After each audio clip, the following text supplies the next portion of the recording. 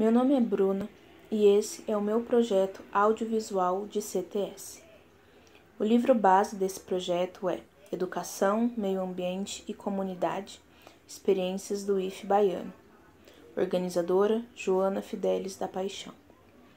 Ele basicamente é um compilado de 9 artigos, todos produzidos por docentes, discentes e colaboradores do Instituto Federal Baiano, para poder identificar o motivo pelo qual, apesar de existir tanto conhecimento na área ambiental, esse conhecimento não é praticado pela grande maioria da população, e mostrar que aplicar diferentes modelos de estudos entre ambientes formais e não formais fazem diferença na hora da educação ambiental. O capítulo referente a este projeto é o capítulo 1, que corresponde às páginas 11 a 22, chamado A Educação Científica e o Movimento Ciência, Tecnologia, Sociedade e Ambiente, CTSA, feito também pela Joana Fidelis da Paixão. O CTSA estuda todos os efeitos que a tecnologia e a ciência têm sobre a sociedade e o ambiente. Tudo isso de uma forma filosófica e questionadora, onde o intuito é que os alunos aprendam a lidar com os temas e as problemáticas de forma crítica, para poder adquirir autonomia na hora de tirar conclusões sobre assuntos com viés econômico, social, político e ambiental, e toda essa gama de assuntos. E além disso, esse conhecimento vai ajudá-los futuramente no exercício da cidadania, tornando-os cidadãos proativos. Agora, contando um pouquinho da história do movimento do CTS. Ele começou como um movimento criado para desmistificar os mitos científicos, lá pelas décadas de 60 e 70. Esses mitos são conhecidos como cientificismo, e esse cientificismo ganhou força e notoriedade por volta dos anos 50. Ele possui 3 características principais: a neutralidade, que é a crença de que cientistas são totalmente imparciais e não possuem relações ou conexões com o mundo, sendo assim neutros. O segundo é o mito da salvação, que é a crença de que a ciência é sempre boa e por meio dela todos os problemas do mundo serão resolvidos.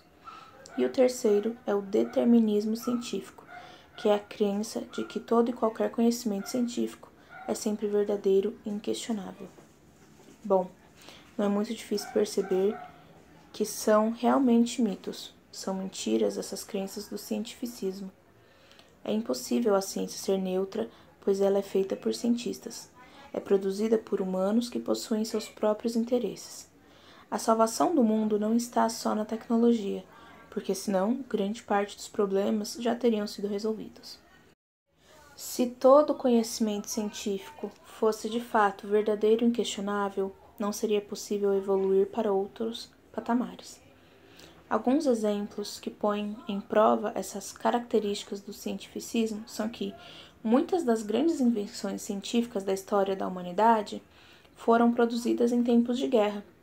Por exemplo, na Primeira Guerra Mundial, onde se descobriu os fertilizantes à base de nitrato.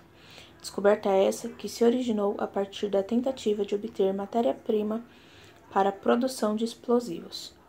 Na Segunda Guerra Mundial, foram inventadas as bombas nucleares e o conceito de computador da forma mais próxima do que temos hoje.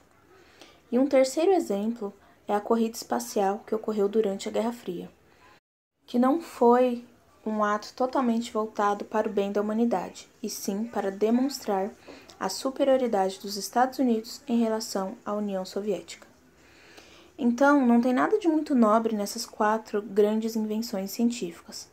Foram mais tentativas de demonstração de poder do que tentativas de ajudar o planeta como um todo. Esse foi o motivo do surgimento do CTS: confrontar a ciência e tecnologia e compreender quais mudanças que ocorreram na humanidade por conta delas. Nesse slide, temos um trecho do texto que diz assim: perduraram os mitos aliados à concepção do chamado modelo linear de desenvolvimento do conhecimento científico, que significa basicamente dizer que mais ciência é igual a mais tecnologia, que é igual a mais riqueza e, consequentemente, mais bem-estar social. E apesar do movimento CTS já existir nessa época, essa linha de pensamento permaneceu naquela época e ainda existe nos tempos de hoje. Muitas pessoas ainda pensam que quanto mais tecnologia tivermos, melhor vai ser o bem-estar social, o que não é necessariamente verdade. Pouco depois da criação do CTS, começaram a surgir indagações e críticas ao cientificismo, dizendo que a ciência não seria tão neutra, que o mito da salvação não era tão real. Então as pessoas começaram a notar que nem toda a ciência era feita para o bem-estar da população. O texto traz o exemplo das muitas pessoas que, ao invés de terem uma elevação do seu bem-estar de vida, tiveram redução de domínios e muitas delas ficaram ainda mais marginalizadas do que já eram.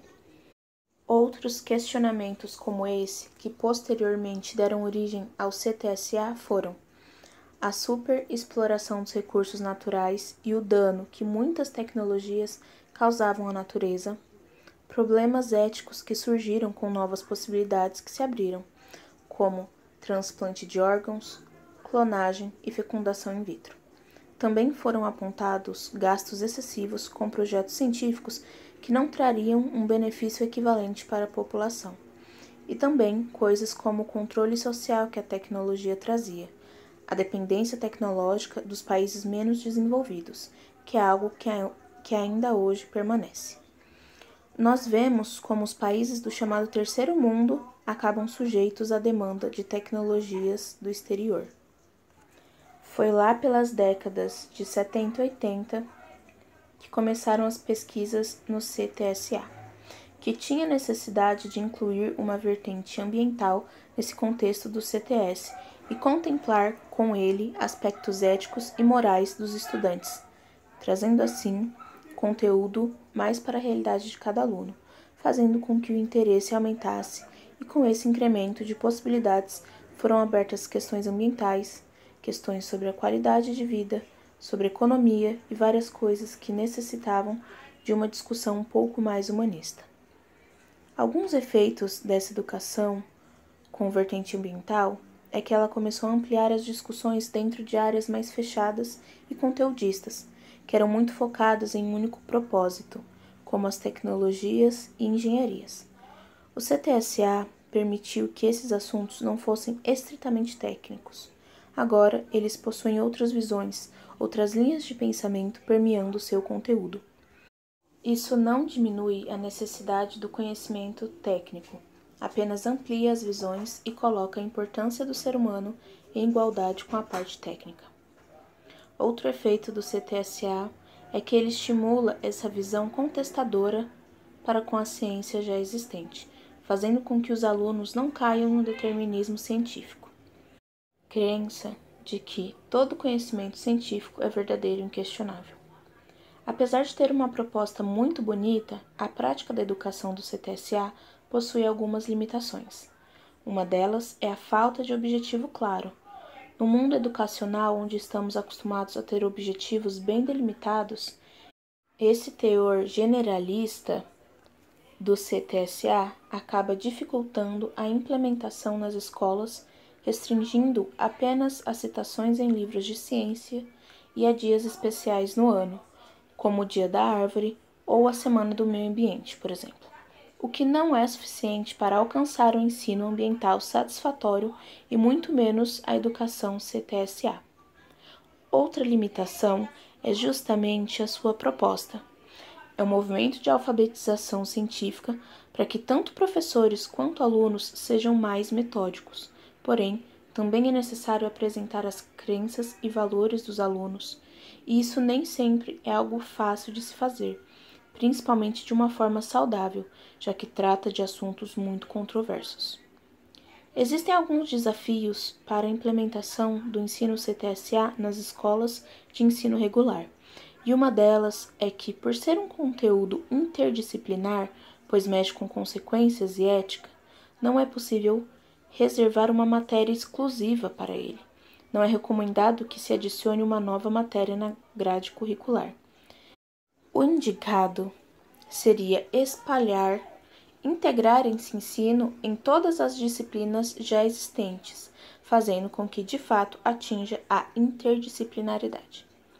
Também é necessário diferentes abordagens, não apenas as aulas teóricas com conteúdo corrido, como na maioria das matérias, mas sim conteúdo prático, com projetos que permitam a interação.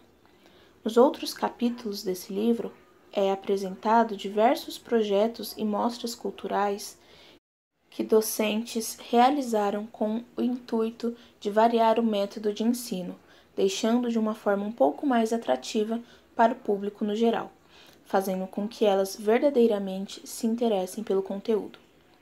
Fundir o CTSA em outras disciplinas também colabora para que seja algo mais orgânico, que entre mais em contato com os alunos e transforme isso em uma postura, para que não seja apenas um ensino teórico, mas que elas também pratiquem essa parte contestadora e ambiental no cotidiano da sua vida pessoal.